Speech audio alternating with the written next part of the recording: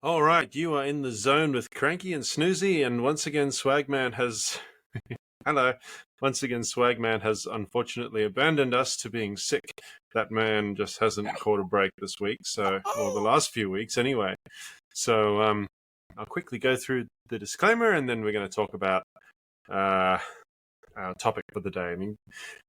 Listeners may have noticed that we're not going to bother with the music today, and that's because the music just always ends up sounding like shit, so we're not going to do it. The views and opinions expressed in this podcast are purely those of the individual voicing them and do not represent the values of the sponsors or the platforms on which this podcast is hosted. All right, over to you, Snoozy. We're going to introduce the topic of the show today. Yes, welcome back for another week. Yeah, it was definitely an interesting one for the traffic control workplace, wasn't it? It has been, yeah. Yeah, it was fairly hectic. So, a couple of days ago, I had woken up on Wednesday morning and I scrolled through my Facebook feed, I think it was, and saw that a traffic controller in Jesmond in Newcastle was hit by a stolen car. And I'm sitting back and I had to take a seat back and I was like, wow. Like at 2:00 in the morning. So they're obviously doing an overnight shift, an emergency call out.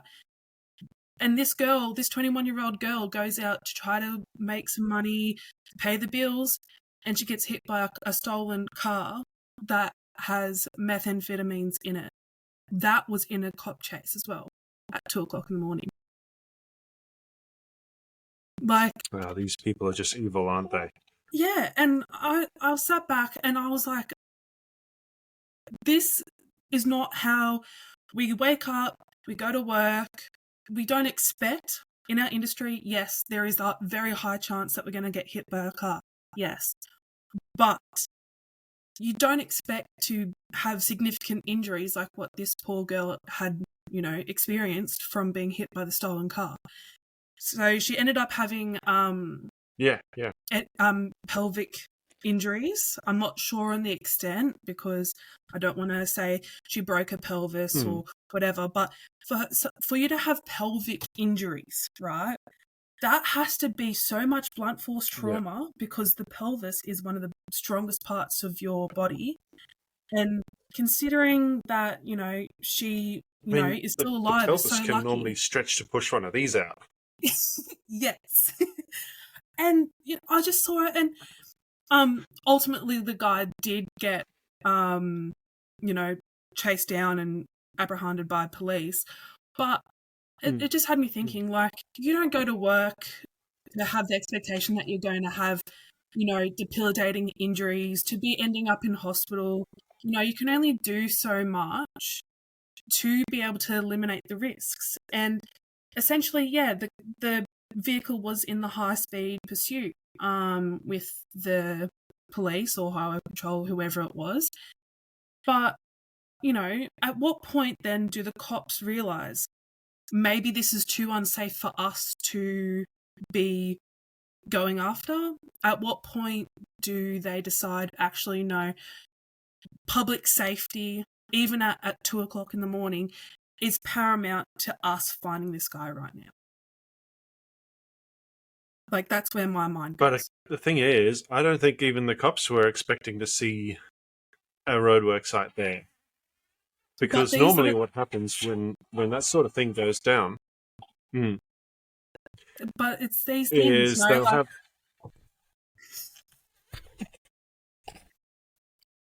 It's these things that He's having her say... Put a dummy in, it's fine. But, there's so many variables, right? Like, was the site safe enough? Was there enough lighting? Was the setup, like there's so many different variables, and for people to be working at night time generally means that they're either doing a big project or that it's going to be on a main area or a plethora of other reasons, but mainly night shift is normally done and people are known about it beforehand, Yeah, well, I was involved in a job that had a car chase go through it a couple of years ago, and I remember a police officer had driven through the site and stopped at each one of us and told us, listen, there's a strong possibility there's going to be a car chase coming through here in a couple of minutes. You guys need to get off the road until we tell you it's clear. And so I'm wondering why that didn't happen. Wow. If it was a main road or something, and I'm guessing Newcastle Road would have been a main road. I think it is one. Yeah, and so why didn't that happen? I don't know, like, it's just kind of like, at what point, like, do they stop? Or at what point do they decide it's too unsafe to go after this person? They have the guy's rego if they're chasing them. They've got the readers on the cop cars. That, you know, like, the car is apparently stolen, but, you know, like, it's, at the end of the day, this poor girl suffered for the cops be able to catch this guy down. And I read in an article from 7 News that, I need to find it so I can get my facts absolutely straight, but I believe that it was like, yeah, good idea, a couple of grams worth of methamphetamines that were found in the car. But yeah, it was crazy to wake up and see that, and all of us were talking about it on site the next day. Like, at what, like, yeah, it's just and I hope that girl is recovering well and that she's getting the support she needs. Yeah, absolutely. I know she's still going to be in a lot of pain, and no one wants to put their lives on the line for an excavator to cross the road. It's ridiculous that even happens. It shouldn't be happening. Yeah. But yeah, so that was a strong, you know, kind of message for people to be aware. Like, I know that when I'm on a site and I hear sirens, I'm very cautious. Like, no matter, like, you can hear how kind of close they are, especially in Sydney when they've got the different type of sirens so that it, you know, booms off the, you know, buildings and stuff a little bit better so you can hear it more. But whenever I hear sirens or anything like that coming, I'm like, hey guys, just make sure that you're on high alert, like, just in case they come through, or especially if I know in an area where there's high traffic, then we know that, like, that, you know, road is going to be, you know, might be used by the police or ambulance or firefighters or whatever it be. So it's kind of one of those things where it's like, okay, well, kind of introduce it to a toolbox. Like, what do you do when you hear sirens or emergency services come through site? Or, you know, what is your responsibility at that point? We all know what that. We used to have a TMA driver back when I was. Yeah, no, we used to have a TMA driver back when I was working on the M4, who, whenever police or ambulance or anything like that would be driving through the site, she wouldn't be specific. She'd just get on the radio and start screaming, red and blue, red and blue, red and blue. You could just be like, Nino, Nino, coming. Like, but ultimately, like, any way works, right? Because you can't be like, oh, guys, there's an ambulance coming. Oh, wait, no, it's a fire truck. Like, you know, red and blue, everyone knows what that is. So, you know, it's kind of one of those things that, yeah, that's true. When we do our toolboxes in the morning, I kind of say, hey, like, what would you do, like, if there's an emergency either on site or a, you know, emergency vehicle is coming through? Because you just don't know. You just don't know when they're going to come through. You know, we still have to have, you know, try to keep people safe, but allow them to do their job, you know? And like, it's kind of like at that point, well, how can you do that? Like, and that sort of thing. But yeah, it's a kind of bit of a wake up call to, you know, everyone in the industry or anyone that's wanting to come into the industry on how high risk our job can be, not only because of everyday, you know, commuters or the sites that we work on, but it's the things that can happen with those motorists and what can spark, you know, higher risk for us. Yeah, exactly. And again, that comes down to just periodically asking your TCs, where are you going to run to? Exactly. And there's been a couple of you see a car times... coming towards you at high speed. There's Mm. been a couple of times where I'd been on a job site and I've looked at the TGS and I'm looking at it, and when you're actually there, do you actually have your escape route? Do you have one? Because I don't want to be setting up Mm-hmm. as per that if my TCs don't have a exit safe enough emergency route to get out. Because sometimes if you work in Sydney, as you know, Cranky, there's rock faces Yep. that you can be Yep. standing next to. There's all these different things, and sometimes Mm-hmm. it is hard to find an escape route. I've got to admit, but you've got to know where you would go instinctively to get out of the way, out of anything. And that's both Yeah. coming from the traffic that is coming through the site and the traffic that you've got on hold. It needs to be drilled as well. Like, get your TCs to practice it, because when a situation does arise, they're not going to have time to think about where they're going to run to. Their muscle memory needs to know where it's going to be. Exactly. And I don't know if I've spoken to you about this previously, but I have actually. I mentioned it to you the other day. But I was in Beacon Hill doing TC work, and the trucks are pulling into where they needed to work, and it takes like 2-3 minutes maximum for them to get into place from where they've had to park so that we can set up into where they actually have to be working on the road. And I had to stop this garbage truck driver. I'm not going to name the company because otherwise I'll get in trouble. But I said to him, I said, hey, look, mate, like it's going to be 2-3 minutes until I can let you through, until we get the site fully established so that, we've got the exclusion zone there, we've taken out the lane, so that I can get you through here safely. And I had him stop for maybe a minute. Yep. And I've turned around to, still standing side on with the bat, and I've looked over my shoulder, and he's driven past my stop sign, hit my stop sign. And that's why I always make sure people know where their escape route is. I knew exactly where mine was because it was right behind me into the ladies' lawn. Yeah. Just so you have somewhere safe to run that is not going to cause you either more harm or other people more harm.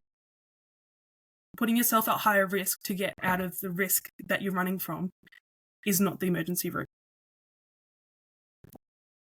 No, it's not. It needs to be a clear, wide open space.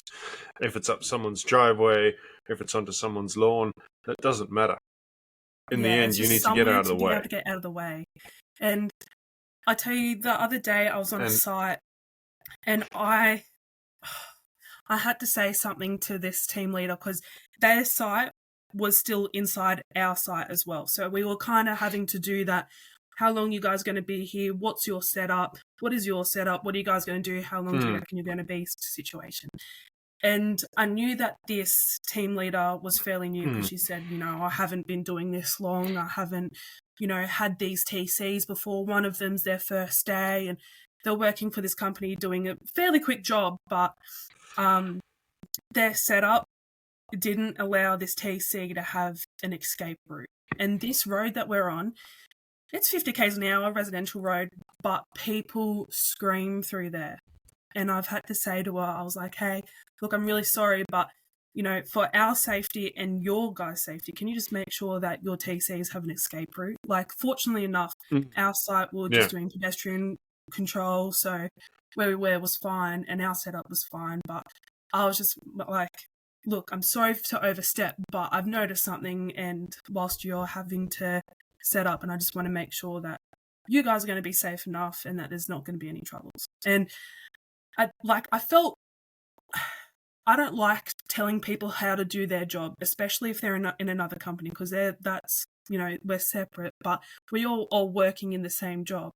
And I felt wrong to be like, hey, can you do your job properly? Can you do this sort of thing? But I didn't want to see anybody to get hurt at the end of the day. I mean, yeah, exactly. I was going to say like you said, but no, you haven't yet. You want them to succeed. You don't want them to end up being another statistic, even if they don't work for the same company as yours. Exactly, because I feel like there's a little bit of animosity between different traffic control companies. When I see another traffic control, I'm always like, hey, have a good one, keep safe, sort of thing. And some of them just I'm not going to speak to anyone.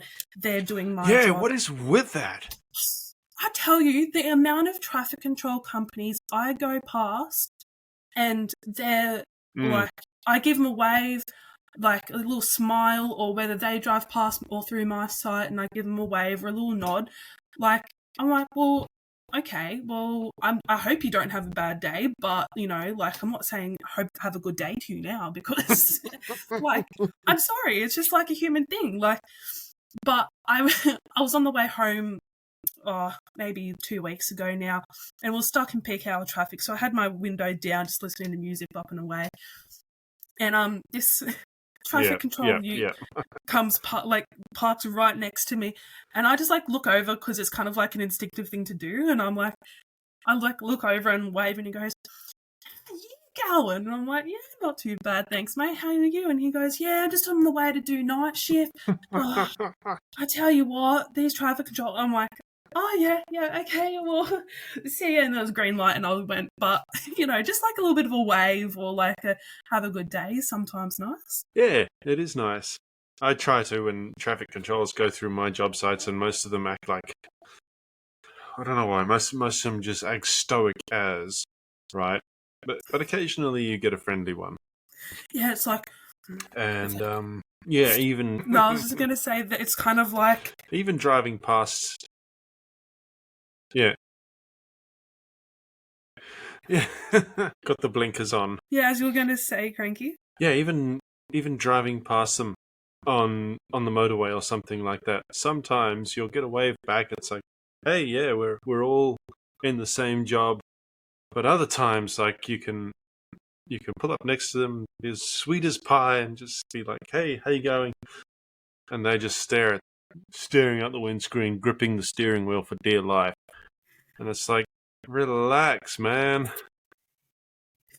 Yeah, I don't know. Like, they just drive past you, think that everything, and it's like, well, I do the same job as you, and I'm just trying to, be friendly. Like, I know you're still driving, but I know you can see me. But anyways, I don't expect much, I guess. Yeah, exactly. Yeah. We're all in the same line of work. Just be friendly and wave back, for goodness sakes. Mm-hmm. Yeah, even other like, people wave at us saying like, thank you for letting us through, like, have a good day, like, just general commuters. Like, I don't know why. I don't know why the traffic controllers can't wave. You know what really shits me off though? Is the general commuters who honk. The general commuters who are just driving through the job site and they give you the old friendly toot toot, and I'm just like, fuck off. We're not friends. Friends honk when they see each other on the street. I don't know you. Piss off. Or they like, you're sending traffic, or like the supervisor's in the middle. I've had this before. They're sending traffic control, like they're sending the traffic through, and they're like, "How you going, sweetheart?" I'm like, "Yeah, good. Like, can you go? Like, you've got other cars behind you. Like, I'm not gonna have a chat with you in the middle of the road." It's like, yeah, you do realize there's traffic, right? You're not the only car here. Please keep moving. Yeah, or they try to talk to the person on bat. It's like, I'm trying to send you. Can you please go? Like, there's a reason I'm sending you. But yeah, yeah, it was definitely interesting. Can you give me directions to Ryde Hospital? No, I can't. You have Google Maps. Use it. Don't even. So, back when I was doing the ROL in Sydney Olympic Park, I had this girl. She would have been like mid-30s, mid-40s situation, and she goes, "Oh, mind you, have no idea about that area. Like, I could tell you which way's what town, sort of thing, but when they're asking for a particular road, sorry, I'm not from around here, don't normally work around here, look, I'm sorry." But she was literally pulled off to the side of the road, but still in the lane, and I'm sitting there like, "I'm sorry, girl, like, you can't just block the lane to ask for directions. Like, I don't know where, like, there's like apps that you can follow, like to know where you need to go. And she goes, no, like it's not sending me to the right place. So I had to sit there, and I was on the way to the bathroom when she was asking me. So I was doing the good old like dance of shame, like trying not to piss myself. I was trying to get this poor girl's. I was like, I need to help her because I've initiated conversation with her, and now I'm stuck here trying not to pee, and I've still got like a 700-800 meter walk until I get to a bathroom. Which brings me up to you are another trying to point. do the old leg pinch, and this chick's talking to you. It was bad. And it brings me to a thought that I had this week. How bloody convenient would it be if we had portaloos on site? Like, for guys, it's pretty simple. You know, they can sort themselves out, you know, most of the time. Girls, we can't. And it really, like, and it gets to the point where we have to hold on for so long because we can't get to be able to go to the bathroom or whatever. But yeah. Yeah, okay. I will say that's another thing I really like about my company is that they actually own a few portaloos. So if they're going out to a job site that they know there isn't going to be a toilet nearby, they take a portaloo. Like, sometimes the contractors do it. Sometimes the contractors do it if they know that the site's going to go longer for like a day, because at the end of the day, they don't want to be spending time trying to go find a toilet when they could be working. So it's just easier to hire one to have on site. Yep. And it got to the point where I've become so shameless to need to go to the bathroom because sometimes my ute's part of the setup, so I can't even move my ute from where it is. So I'm like, I'm stuck. Yeah. Like I have nowhere to go. But luckily, a lot of sites are near where other like building sites are. So I just waddle on over. I'll be like, sorry, like to all these blokes. I'm like, sorry, can I really just use your bathroom? And then the could make a joke. It's like, it's $50 to be able to get to the toilet. Like, blah blah. I'm like, I'm sorry. Like, do you want me to show you my white card? I got my white card here. I can go on a construction site. Can I please just go to the toilet? Can that be my pass? You know what? I'll admit this to you. I've been kind of naughty because well, not naughty, but it's probably not the done thing. I do a bit of Uber driving on the side, as I think I told you before. Sometimes I'll do that after work. So if I need the toilet particularly badly, all I do is just go around to the boot, put the old work shirt back on and the hard hat, and just walk into a construction site like I own the damn place. See, I'm so scared to do that. The first time I ever had to do it was when it was complete desperation on the northern beaches. And there is, in this particular area, the closest toilet was like a 13-minute drive, like for me, to get to the closest like toilet that I could find on maps. And I'm sitting there like, and I saw this building site that literally had no people there, and they had like a mimic lock on it, and I found this little gap in the building fencing. I was like, yep. Yes, this is my opportunity. So I seized it, and I think there wasn't a reason why that site was abandoned. I can tell you, like, that hadn't been serviced for a long time, or those builders are loving their Mexican food, one of the two. It was bad. But that is gross, man. No, I was like, surely there has to be some kind of standard for you to be able to use the toilet. Like, there was nothing. At this point, I'm taking baby wipes and toilet paper with me just in case, because some of these places don't have toilet paper or anything. Yeah, I always have an emergency ration of toilet paper in the ute. Yeah, look, I hadn't until that point. Hey, I was like, no, there's no need for me to carry toilet paper. Why would I carry toilet paper? The serviettes there, but they're only one ply, and I can't really deal with that one ply anymore. But yeah, just the convenience. That shit is like, so bad. Like, that shit is so bad. Yeah, pardon the pun. That one ply toilet tissue shit that they stock those portaloos with. Oh. No, there's only so many times you can. Sometimes there is actually sorbent. I was going to say, there's only so many times you can accidentally. Sorbent? Oh, yeah, some of the more established sites do have good toilet paper, hey. That's how you know. That's how you know. Oh, no. No, I've got Quilton in my ute. Oh, Constantly Quilton a four-ply. roll of Quilton. And Fancy. nowadays, the 4-ply, yeah. For the full-time traffic controllers who are on the money. See, the finger thing means the money. Oh, none of this 1 or 2 ply I can afford shit. I've 4-ply got toilet paper, but I can't afford a house. It's a commodity. I'm toilet paper rich, money poor.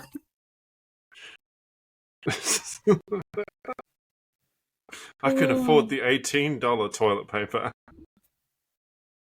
I'm going to have to go to Costco So soon. there was another topic that you wanted to... Costco's fantastic, isn't it? It is so worth that $60 a year, I swear. Yes. Shonky loads. Speaking of going to Costco... Shonky loads going to Costco. I can tell you that... Before I start on this other topic, well, it's like pretty much the same.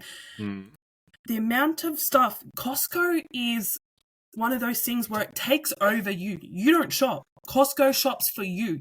They shop for what you need, and you just don't know it. You just have to walk through the place, and magically things start going into the massive trolley, and then all of a sudden you're spending $700 at Costco, and somehow you got to fit it in your car. I know. Somehow the missus and I last week ended up with 2 6-packs of muffins that are like fucking the size of dinner plates, and we're not going to eat them. But anyway, Let's just go in there and fill the trolley up with shonky loads. Shonky loads. So, how this came about? Well, it goes back from when I thought of this little segment. On the way back from Sydney after a shift one day, I think it was last week, there was a truck near Mooney Mooney Bridge. So if you're familiar with Mooney Mooney Bridge, it's a very big bridge, 3-lane, sort of thing going in from Sydney to the Central Coast. This poor guy... That's just fun fact. Yeah. Mooney Mooney Bridge is the last place I've got a speeding fine, but go on. Is that this truck had massive industrial solar panels on it, and it was feathered from before you get to the turnoff to go into like the Mooney Mooney Bridge rest area, all the way until midway through the bridge, and there's just glass shattered for that whole space, and that's a big space for it to be shattered. No. And it was a massive B double that, and all the solar panels had come off, and so they've had to close 2 lanes out of 3 on the highway. And when I say the traffic was banked up from Mooney Mooney Bridge to Calgary, that is a fair chunk of, and that was probably 3:30 p.m. So it wasn't fun. But another thing. See, how far away is Calgary? I've never actually. It's like the exit before. I'm not too sure on kilometre wise on how far it is. Mooney Mooney Bridge. It's. Good heavens! It's 12 kilometres. Yeah, it was fairly hectic, and it only had probably just sort of happened. When I say just sort of happened, there was no traffic emergency response there or anything yet. So it was pretty earlier into the piece, but yeah, it was definitely interesting. Another thing is the weight on the back of us traffic controllers use is bloody insane. And I've seen traffic controllers not tie down cones. I've seen traffic controllers not tie down anything at all. I'm the type of person where I'm like, everything needs to be tied down. I don't care. Everything needs to. Because at the end of the day, if a highway patrol pulls you over, or any police pulls you over, and they see that you have an unrestrained load, you are the one that gets the fine, not the company. Not the company, no. No. And at that point, it is I'm your that responsibility. pedantic about it. Yeah, and you've got to make sure that you've got either, I don't care what it is, rope, ratchet straps, bungee straps, something to tie whatever you have, for whatever equipment you have on the ute to the ute. Then if you've got it tied down, you're sweet. As long as it doesn't go anywhere and you have to do the good old, that's not going anywhere, that's fine. But the other day, I had to take more equipment than what I typically have on my ute. And luckily, I didn't have to drive too far, but I could feel the weight in the back of my ute. And we were speaking just before, Cranky, about GVM upgrades in utes to be able to sustain the weight, which for those that don't know what a GVM upgrade is, it's an upgrade in the suspension to be able to sustain the load, and so that it's safer for the car and so on and so forth. And it had me thinking, I was like, better for braking and things like that. Yeah, it makes it a lot safer. Normally, it's another, ton on top of what you've got on your car as stock standard, so that you can still take what you need to take. But I had to take stuff that was in excess to what I normally have, and I only had to drop it back at someone else's TC ute who normally and typically has this stuff on the back of their ute. And it was like a 5-6 minute drive. But I'm sitting there and I've had to take a solid half an hour to readjust everything in my ute to be able to fit the equipment into the back, which were the boom gates. And they take up pretty much the whole length of the back of my ute. And so I'm sitting there like, how am I going to do this? I was hoping and praying that, I still had enough space. I had to shove all my cones all together. And normally I'm pretty OCD about how my ute is set up, where things are. And I've had to change it over. And this is at the end so glad I'm not the only one. Oh, no. So I'm not OCD about the way that my company logo is facing on the ute. I'm also anal about where the things are. Making sure I've got all my full approaches on small signs here, all my full approaches on big signs here, all the miscellaneous signs that I'm not going to use every single day here, and same with the big signs. So it's mimicked, for the big and small signs. So I know where it is, and most people know where it is, because hopefully other TC utes in the company are still maintained that way. And I go as far as to put digger, PDS, flaggy, pedestrian, at least in that one spot, because those are those signs that I'm going to use most of the time, 90% of the time, on any of my sites. So then it's just you just drag it out. But I digress. The setup that I had to do for the ute to be able to fit everything, oh my gosh. And this was at the end of what ended up being, from when I left home to got back home, 15, 16 hour day. Yeah. It was crazy. Yeah. I was tired after moving all that stuff. I was like, I'm not rearranging my ute ever, never. No, and I know, as someone who has been in a ute that constantly carries boom gates, I know exactly how much weight they add to the back of the ute too, because each of them is something like 80 kilos. Yeah. So that's 160 kilos right there. That's when you think about it, most utes only have a carrying capacity of. So then I've also got around 40 cones. I've got 10 to 15 tiger tails. I've got my stop bats. I've got my signage. I've got the dividers and the holders for my signs. I've got all that, and that was just crazy. Not to mention things like sandbags and other just sundry items that are stuck on the back there. Yeah. What about you, Cranky? Have you seen any shonky loads? I live in Sydney, so every time I go around a corner, there's a shonky load being offloaded from someone like Woolies or something like that. But, well, let me tell you about one that I did. I did kind of stupidly. A little while ago, a couple of years ago, I was working for a company that had this this boomgate trailer, right? That had to be towed around, and the team leader at that point had to go home early, so he radios me and he's like, "You got a tow ball on your car, don't you?" And I'm like, oh shit, I can see where this is going. Yeah, I have a tow ball. Why? And he's like, oh, can you do the pack up for me? I have to go home. So I'm like, okay, cool. Yeah, I can try. I had a Camry. Right. You had a Camry. So I had a Camry, yeah. So I hooked the trailer up to the Camry and started pulling it around site because all the signs and everything were permanent. All I had to do was collect the boom gates. Mm-hmm.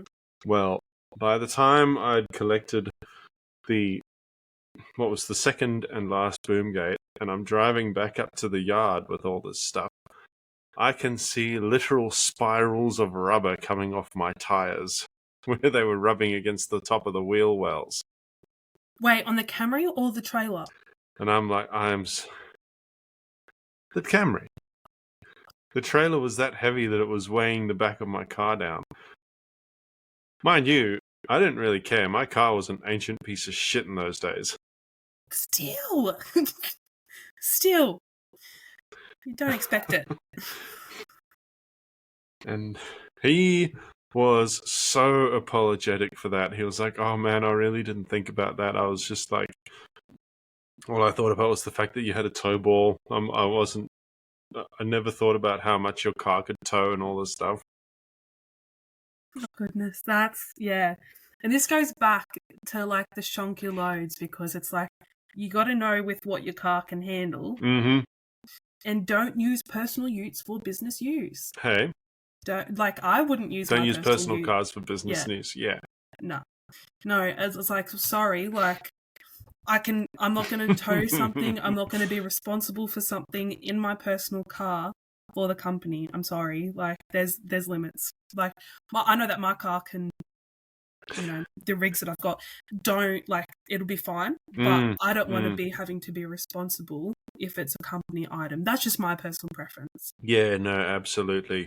To be honest though, I should have said no to that because I knew my car couldn't do it, but I wanted to show off anyway. My Camry is mighty and fine. That was just me being stupid. No. In my current car, I could definitely tow a trailer like that in my current car, but not in the Camry. It never should have happened. No. Camrys, no, I wouldn't have.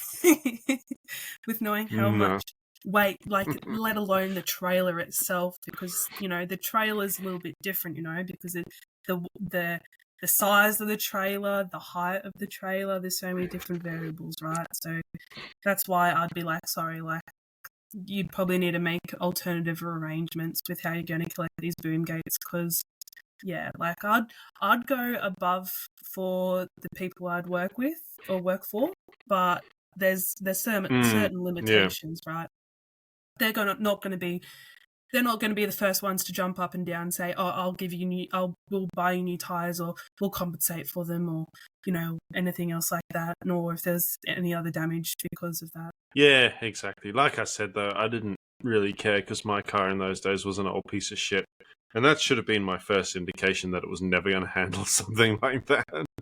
Yeah, no, definitely. But yeah, I mean, I've definitely seen my own fair share of other construction companies having shonky loads, like not tying things down properly. Even the other day, like this electrician's ute. That's all I could say because I assume that it's an electrician's ute. Had the ladder, had poly pipe on the back. Could have been a plumber, I don't know. But their ladder wasn't actually fastened down appropriately, and the ladder runs had actually flung out the back and were overlapping by a solid meter and a bit past where the actual end of the ladder was. Oh, by the way, I should mention that we actually have a chat. We have someone trying to chat to us in the live stream chat. They're asking, does Snoozy sleep on the job? Haha. Does Snoozy sleep on the job? No. I'll give you 3 guesses who it is. Who is it? Well, his name starts with an S and ends with man. Swagman, come off it. I'm the Snooze asleep on the job. Swagman, honestly, you're sick. Go. I swear, I swear, Man, the way no, that I came don't out sleep. it really sounded like you were going to say, "You're sick, you need help." That too. Swagman, we're over here slaving, and you are sick. Let us be. You are. If anyone is sleeping on the job, Swagman, you are the one sleeping on the job. Sometimes he is the job. That is the job. No, he goes all right. We wish him a speedy recovery. Yeah, he knows we're joking. He knows we're joking. Or does he? Yeah. I tell you what, the plethora of jokes. I don't know. He gives it out. I want to hope he can take it. Yeah, I was just about to say the jokes that he's fed out. I think that he can handle these ones. They're mediocre / lukewarm. So there's a very serious lack of the word ginger in this podcast. And no, I was relishing in the fact that there was, but you know what? It's fine. I'm not even that ranger anymore anyway, so it's fine. It's fine. So, winter hits and I start going brunette. So, yeah, I mean... Is there any particular reason for that, or it's just something you do? Just something that happens naturally? No, it's just my natural hair colour. Just goes darker during the winter, and then in summer it starts to get a little bit lighter because of the sun bleach, so start looking a little bit more like a blondie. Okay. Yeah, but I know I used to be full on... See, have you watched Annie, like the play or the movie? Yes. Yeah, that was me as a kid. I have seen the movie. I haven't seen... That was me as a kid. I had the Shirley I haven't seen the play Temple yet. locks. I'd love to go watch the play. I was the redhead with curly hair, and now I'm just brunette. So for all those that are listening out there, don't listen to Swagman when he feeds me because I'm a ginger or because I'm ranger, because I'm not going to cop it.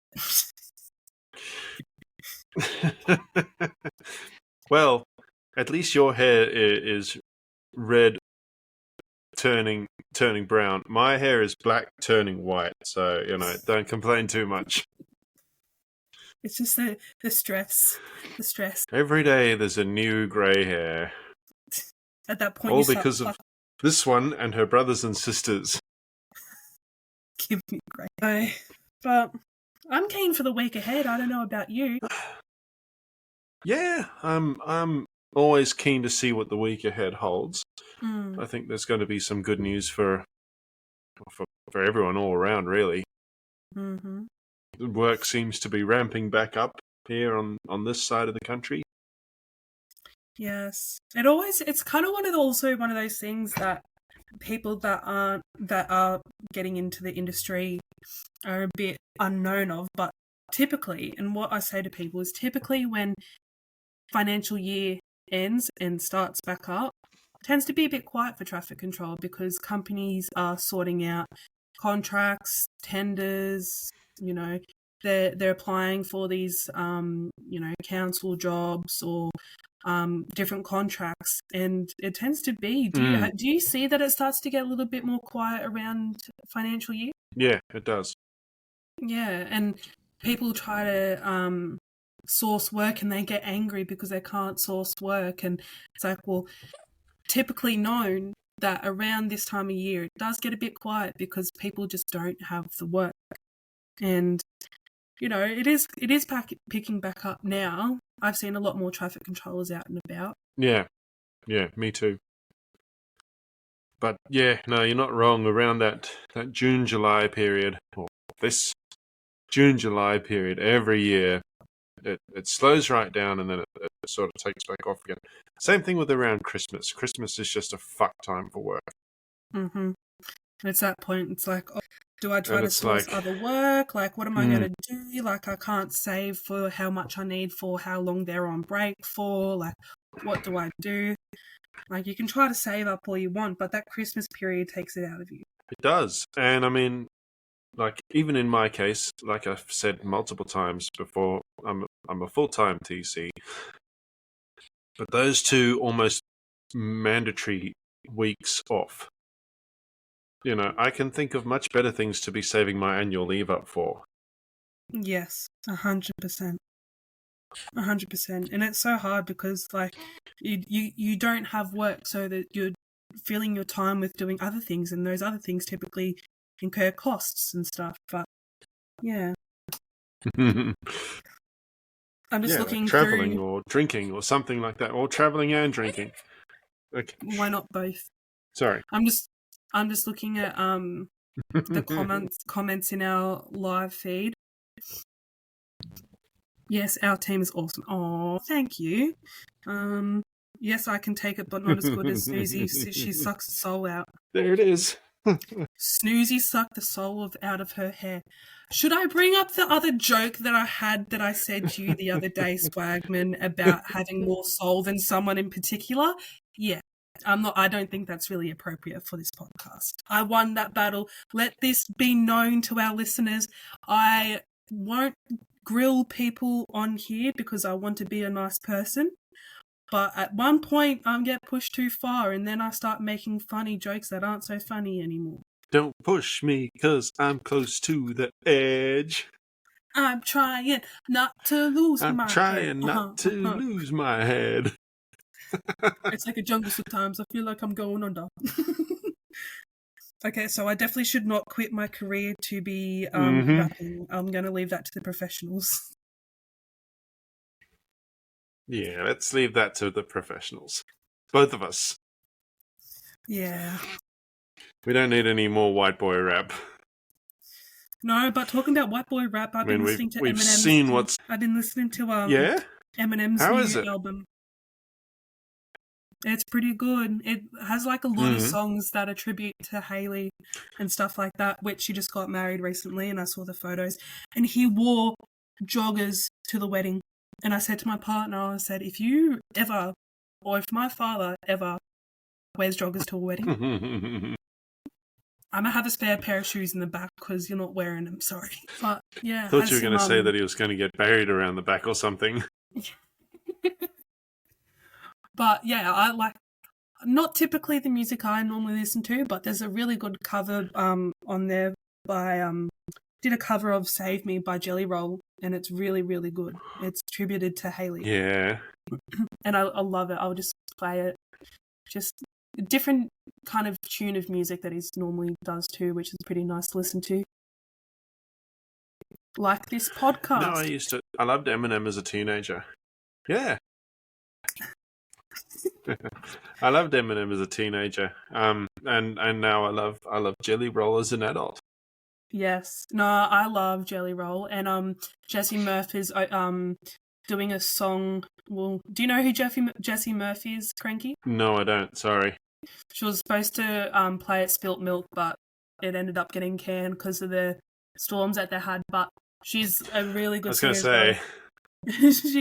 She's a really good singer as well, and she is doing a song with Jelly Roll coming up, and it sounds pretty good, so that's another one you should keep and listen out for. Swagman, I will check the live feed again.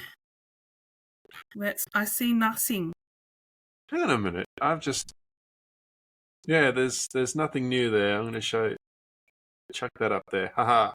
That's it. That's the latest one. So, there's also the one before it, which is a lot more, it's a lot more in depth. There's an extra ha.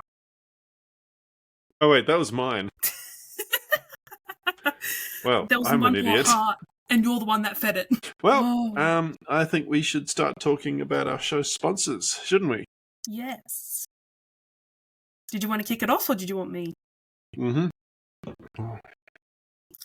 Yeah, I think we're going to start with our absolute favourite that everyone has now sampled the wares of. Even Swagman said that his arrived the other day, is On Track Meals. Yes, On Track So Meals. if you would like to find out exactly what it's like to be a soldier on some mountaintop in Pakistan, to quote the Paul Simon song, ontrackmeals.com.au/in-the-zone is where you can go to order your MREs. And these come in particularly handy when you are out on those emergency call-out jobs that no one's planned for, because no one plans for emergencies, except for you, because you are the person who decided to bring pre-cooked meals. And particularly tasty pre-cooked meals too. Am I right?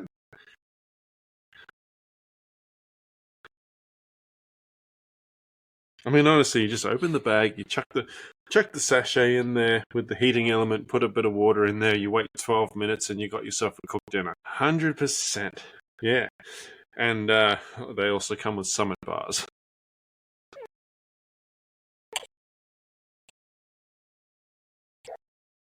It must be an acquired taste. Yeah. And who else have we got? She was asleep for most of it. She's just woken back up.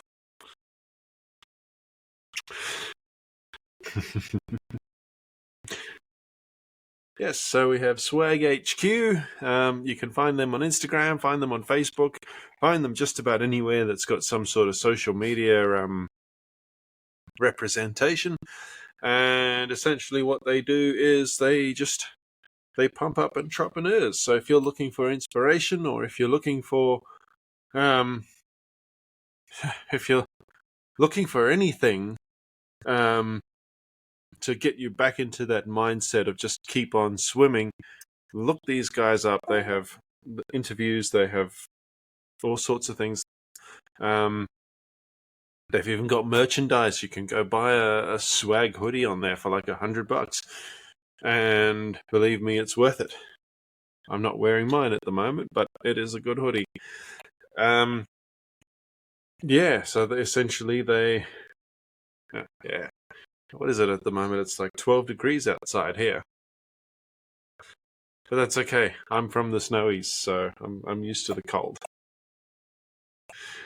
And then we got Simo's Butchery at Lakelands. If you're in the Mandurah area in WA. I'm trying to remember off pat who else Swagman brings up.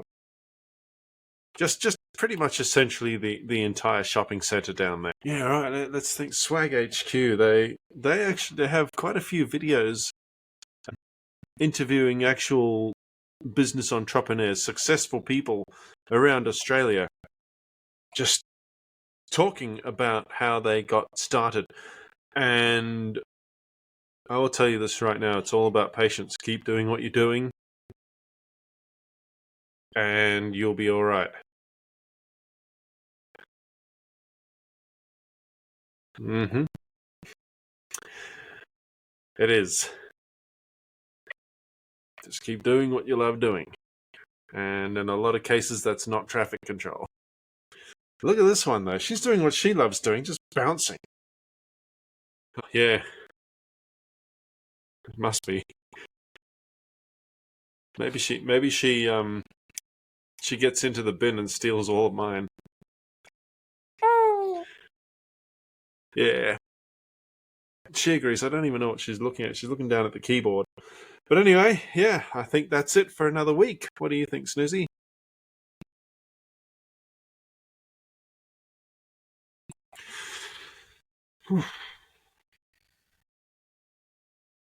Yeah. I look forward to it too, and hopefully Swagman can be back. Hopefully he's gotten over whatever this latest illness is.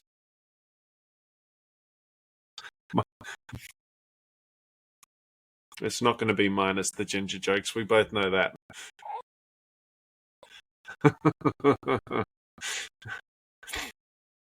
All right, well, talk to you next week. Bye. Oh, well, that was fun.